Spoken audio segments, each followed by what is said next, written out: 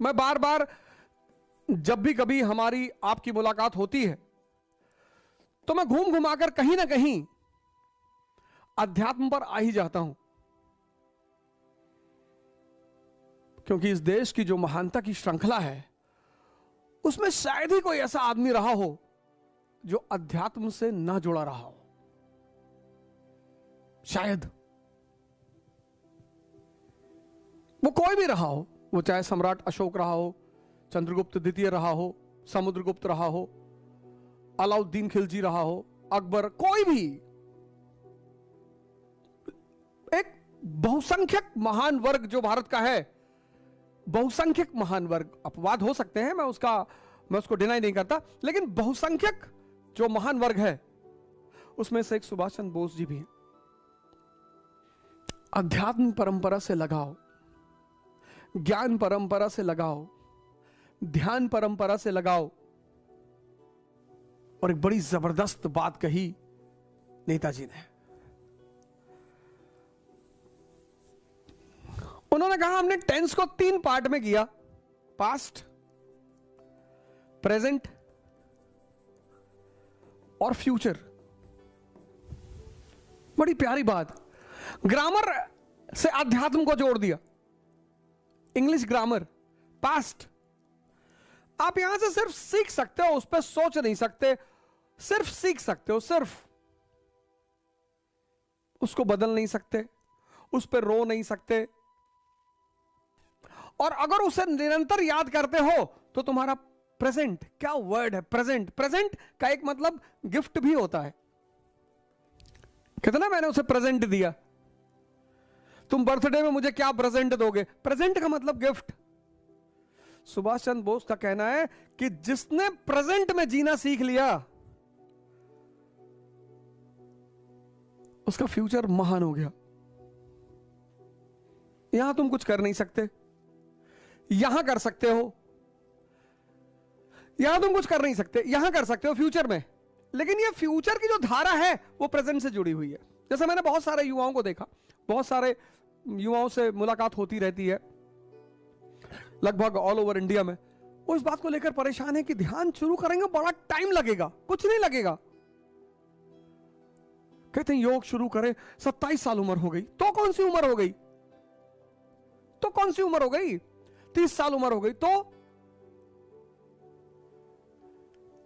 परिवर्तन की कोई उम्र नहीं होती। लाइफ का एक एक पल मन के सहारे चलता है, और अगर वही कमजोर हो गया तो बोलते प्रेजेंट। ध्यान भी तो यही है, प्रेजेंट में रहना। सुभाष चंद्र बोस का कहना था कि जिस भी युवा ने अपने प्रेजेंट को देख लिया, learning is a slow process. चाहे साइकिल सीखना हो, ध्यान सीखना हो, कार ड्राइविंग सीखना हो, पढ़ना सीखना हो, कुछ भी अगर सीखना है तो प्रोसेस स्लो होगी। जब वो प्रोसेस स्लो होगी तो तुम्हें लगेगा कि बहुत टाइम जा रहा है। नहीं, कुछ नहीं जा रहा है, क्योंकि एक बार जब तुम सीख गए तो इतनी स्पीड पकड़ोगे। तुम अगर याद करो, जब तुमने कार चलाना सीखा, 20 की स्पीड, 25 की स्पीड, 30 की स्पीड, 40 की स्पीड, और वही कार जब तुम्हें मौका मिला तो तुम 100 की स्पीड, 120 की स्पीड, 140 की speed. Learning is a slow process. ये बहुत बड़ा फॉर्मूला है। Learning is a slow process, but once you learn, एक बार तुम सीख गए तो कितनी भी गति दे दो, फिर तो तुम्हारे ऊपर। एक बार तुम्हारा मन तुम्हारे बस में है तो तुम 10 घंटे पढ़ो, 15 पढ़ो, पर अगर वो तुम्हारे बस में नहीं है तो 1 घंटा पढ़ना मुश्किल है। उस मन को बस में करने में जितना समय लगेगा, बस वही समय है। Learning is a slow process, but once you learn, सीखना एक धीमी प्रक्रिया है, लेकिन सीखने के बाद गति दी जा सकती है, और सीखने की कोई उम्र नहीं होती। सुभाष चंद्र बोस ने कहा कि भारत की आध्यात्मिक परंपरा में ही भारत का भविष्य छुपा हुआ है। क्या बात है। सुभाष चंद्र बोस ने कहा कि भारत की आध्यात्मिक परंपरा में भारत का भविष्य छिपा हुआ है। The future of India lies in the spiritual background of India. वो स्पिरिचुअल बैकग्राउंड भागना नहीं सिखाता, छोड़ना नहीं सिखाता, अपलिफ्टमेंट सिखाता है।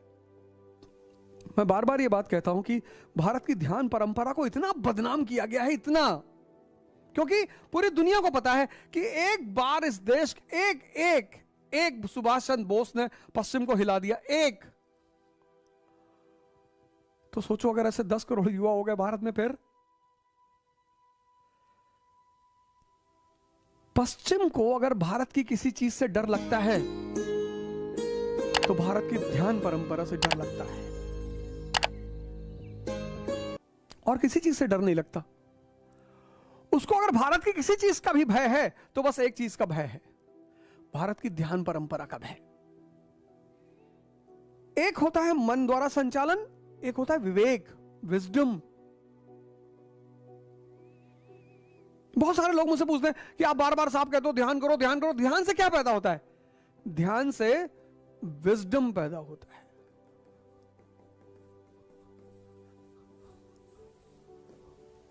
और ये दुनिया के किसी स्कूल में नहीं सिखाया जाता, किसी कॉलेज में नहीं सिखाया जाता, किसी यूनिवर्सिटी में नहीं सिखाया जाता।